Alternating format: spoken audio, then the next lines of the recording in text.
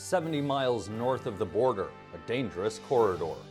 These people that are doing the smuggling are crossing international borders, committing multiple felonies, federal, state felonies, and they're desperate to get their drugs into our society.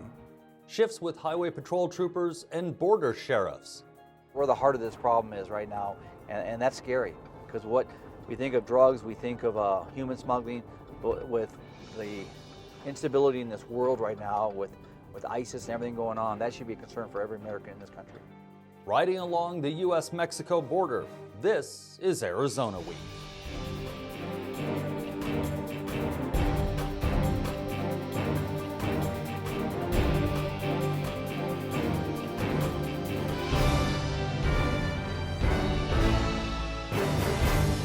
Hello, I'm Christopher Conover, in for Lorraine Rivera. Governor Doug Ducey recently called for a border strike force, allocating more state police manpower and resources to curtail drug smuggling and the cartels.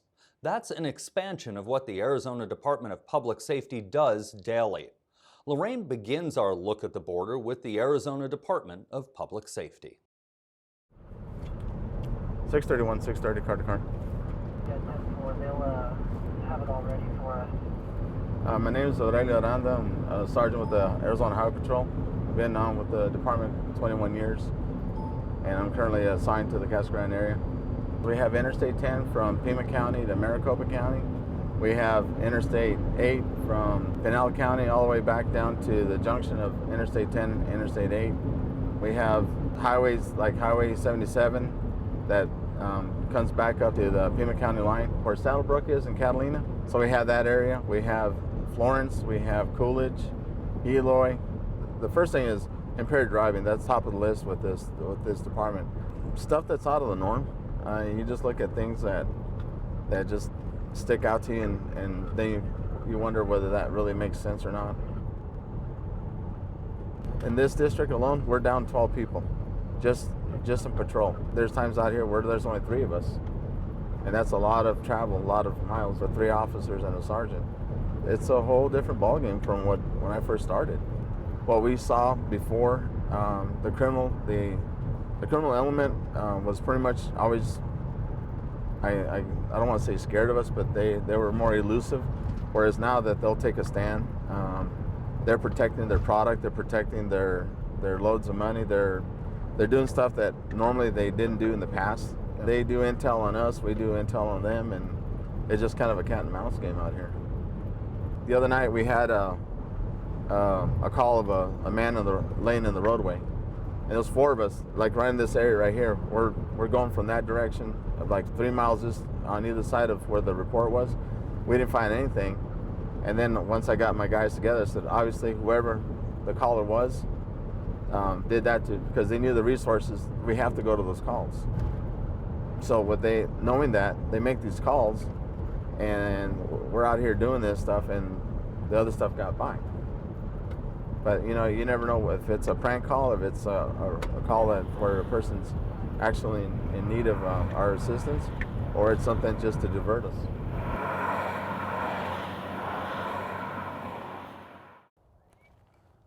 Did you find more footpads over here? Yeah, there was more bundle wrappings and slippers. My name is Daniel Lopez. I worked for Pinal County Sheriff's Office for approximately 17 years. I'm now with Arizona Department of Public Safety, Highway Patrol Division. Pinal County is a corridor for illegal alien and illegal drug smuggling. We see a tremendous amount of that smuggling that comes up from Mexico through the desert areas that funnels through Pinal County in transit to Phoenix, where it then gets dispersed throughout the state and throughout the United States. I have not seen a decrease in the amount of activity out here. I think that it's safe to say that it's stayed at the same level, if not increased, and I think that's because of the demand for the drugs. If there is a demand, they're going to do everything they can to push those drugs through. So there was a seizure of a little bit over 22 pounds of cocaine that was located inside a radiator that was hollowed out to make a hidden compartment within the vehicle. That was seized by one of the canine handlers on Interstate 10 today. Approximately $600,000. So this area is part of Vehicle Valley. We're at the intersection of I-8 and Highway 84. It's a big smuggling corridor. This particular milepost has been known for years to be a high activity milepost. For years, we've had drug loads come to this milepost to be loaded out. And so it's just one that we pay a lot of attention to. My understanding, talking to smugglers, is it typically takes them about 8 to 12 days to get from Mexico to this point. You can tell this one hasn't been here that long. It's not faded, look at the jean. It's not faded and everything. So they custom make these. They fit right over your regular shoes. That strap, you tie them on, and you walk 70 miles carrying a load of dope. It washes out the footprint and makes it more difficult to track. You can see years and years of the clothing and the bundle wrappings and the garbage that has been left behind. Fresh carpet booties, clothing, bundle wrappings, and you can see it just goes on and on and on. They have used this area for years and years and years.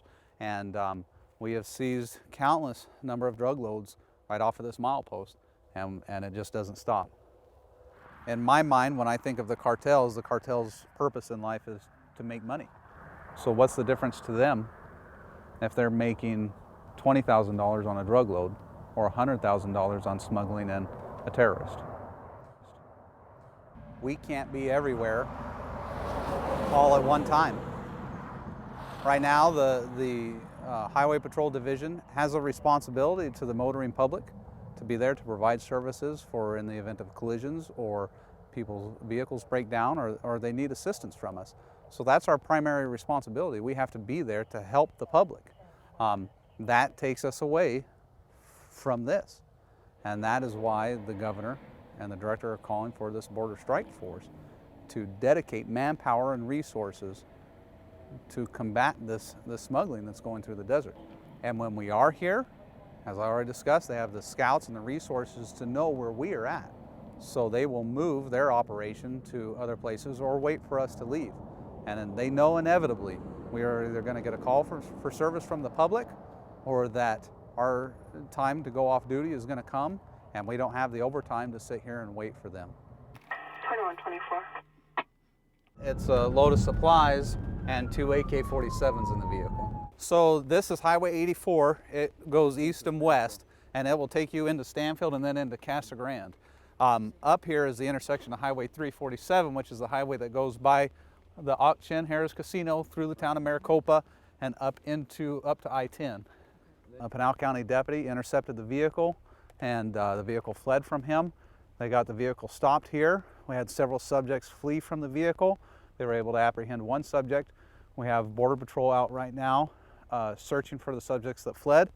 Inside the vehicle we have a load of supplies, so food supplies for either smugglers or scouts or both, and a couple of AK-47 assault rifles that have been sawed off. This will tell you how well equipped they are. Fresh eggs, fresh tortillas. They've got lights, fresh fruit, ramen noodles, Gatorade. This is most likely for scouts that are up on a hill watching for us and making sure that the roadways are clear. That's what these food supplies are for. I understand this drug trafficking trade is a lot of money, obviously. So not only do we have organizations that are smuggling drugs, but we have organizations that we call RIP crews that are out here just to steal the drugs from the other smuggling organizations. So you'll have one organization smuggling the drugs through another crew. A RIP crew will come through and steal the drugs from them. And so there is always that threat. There's also the threat of law enforcement. So why they feel they need to be armed with 2 assault rifles to transport food, only they can tell us. 35, can you run a check on Arizona 28? This bus has basically just happened. 6 are at large right now.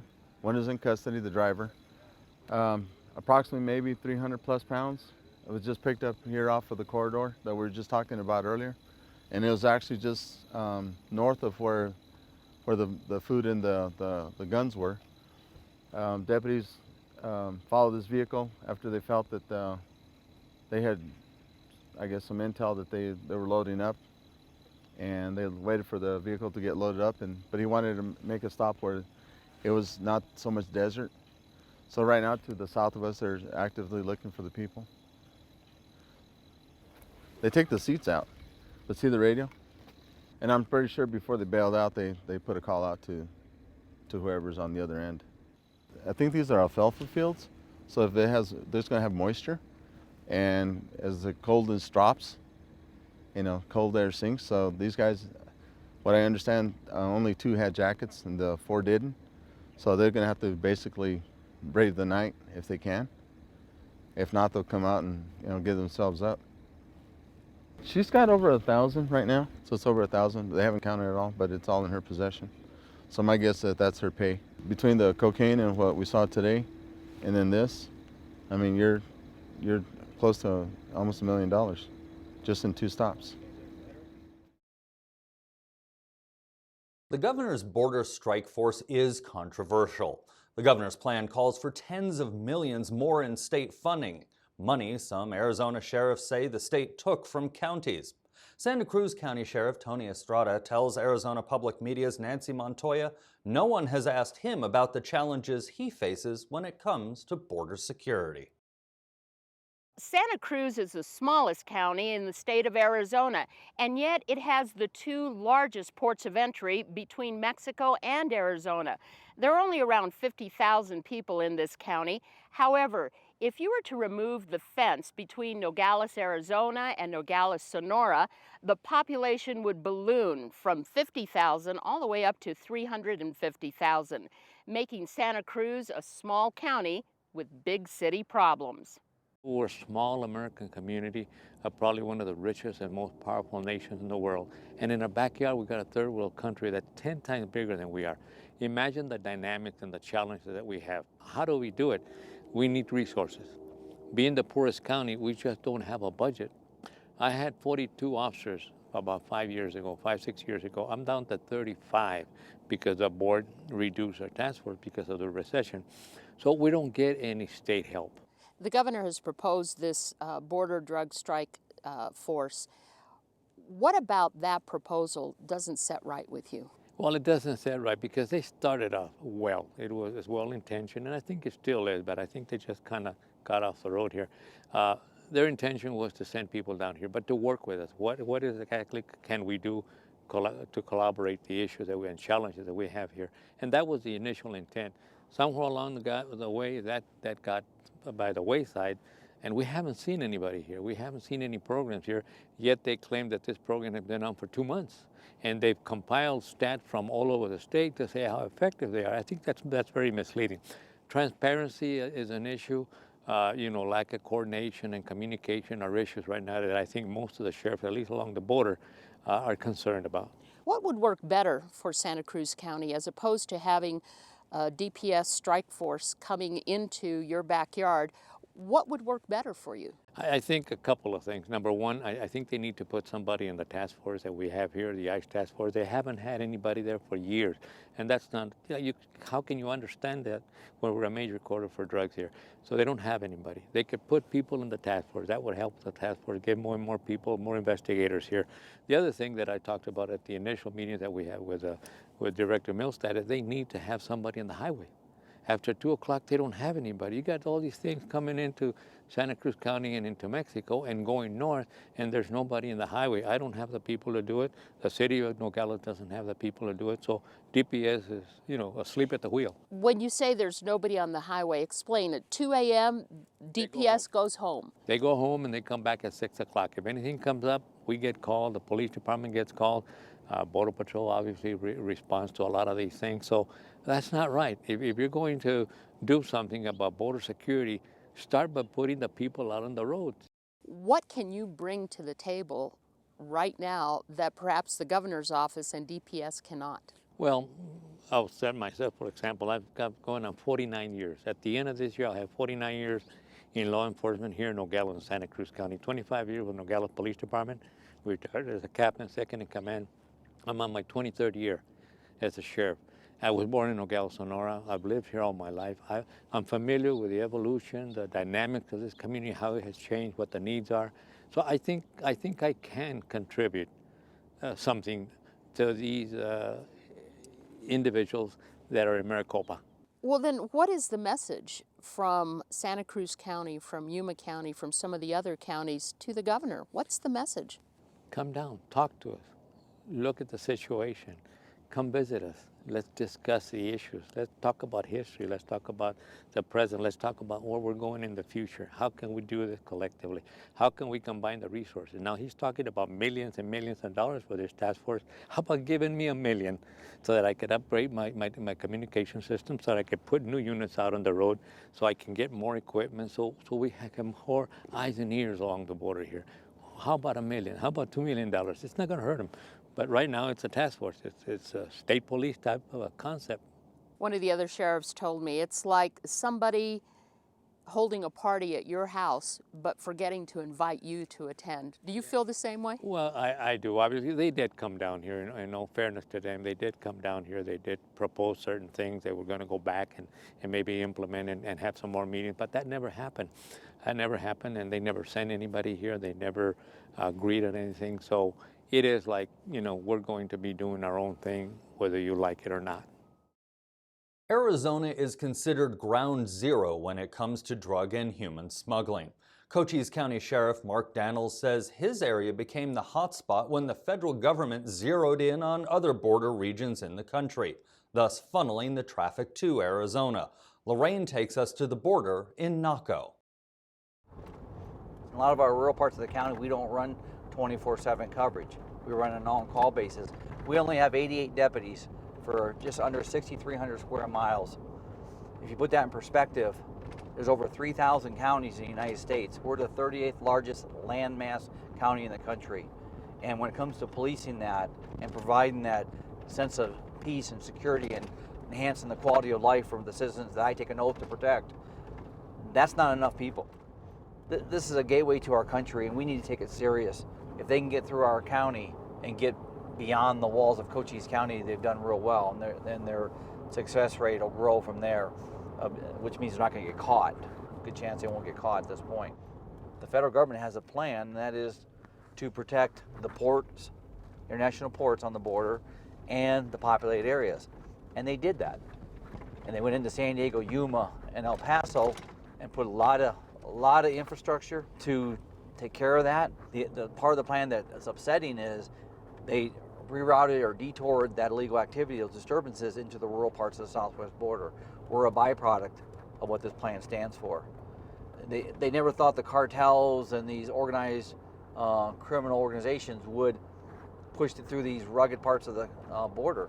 Well, there's a lot of my citizens that live in those rural parts that are very frustrated and numb to the fact of this. Nobody wants to redefine this plan. I got ranchers that live 60 miles north of the border that one's been broken in 5 times. I mean, he's holding off a guy trying to kick his door in while he's on 911. That's a serious problem. I am the sheriff. Naco? Cochise County, all of it, all of it. We check Naco and Cananea. We are the same. Gracias, guys. Take care. Bye-bye. Bye-bye.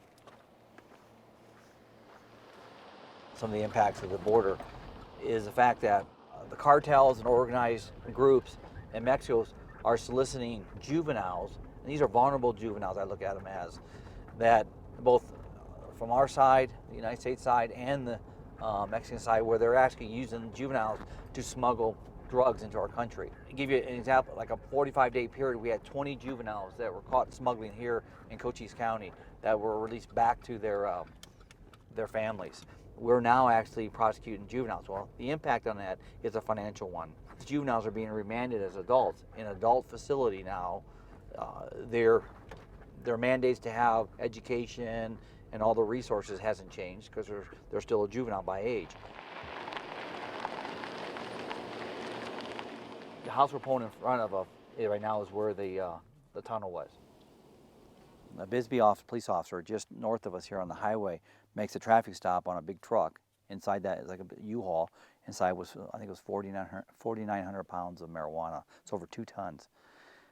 Search warrant was brought back to this residence, and that's when they discovered the tunnel, not knowing there's a tunnel here.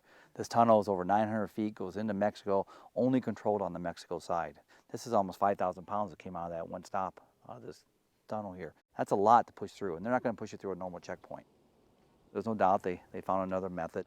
No doubt they open up another tunnel. America's got a healthy appetite for these drugs. As long as that healthy appetite's there and there's money attached to it, the greed factor, these products will continue to come through, and they'll come through with no respect or price on life on this side. This is a battle that's just my office as a sheriff and the sheriff's office can't deal alone. We need community, we need our federal partners, our local partners, and our state partners working together. And we need our governor there all the way through. Where the heart of this problem is right now, and that's scary, because what we think of drugs, we think of human smuggling, but with the instability in this world right now, with ISIS and everything going on, that should be a concern for every American in this country. It's not about me, it's not about the governor, it's about the people we serve. We don't need competing interests on the border. We don't need more bigger government on this border. What we need is solutions for the people that we protect.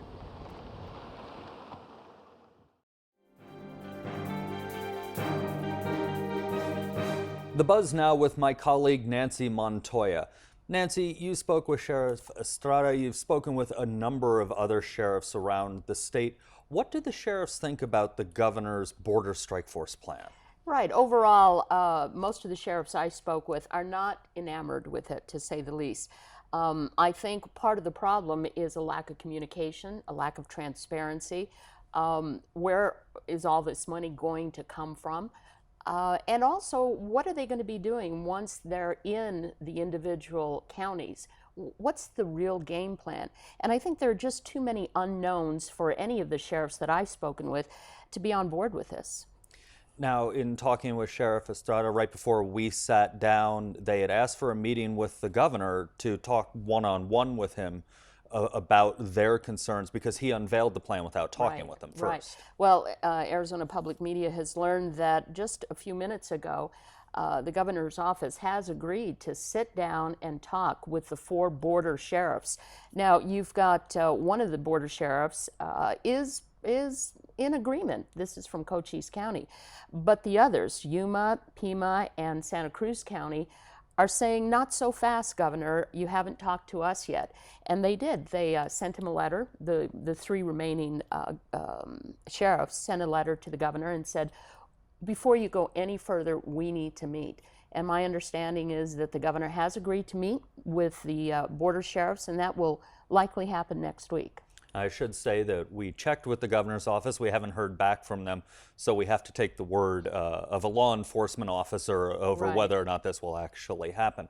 Let's talk about what happens come January with this, when the legislature meets. The governor is asking for tens of millions of dollars. There is some pushback about the amount of money and, where, as you said, where it comes from. Well, one of the things that I've heard are from many of those in the mental health industry. They're saying, you know, we do have a tremendous problem with heroin addiction, heroin use, heroin overdose. Why not, if you can find tens of millions of dollars, why not put a majority of that money into treatment and education instead of into eradication? We already have many federal agents on the border, and eradication hasn't worked.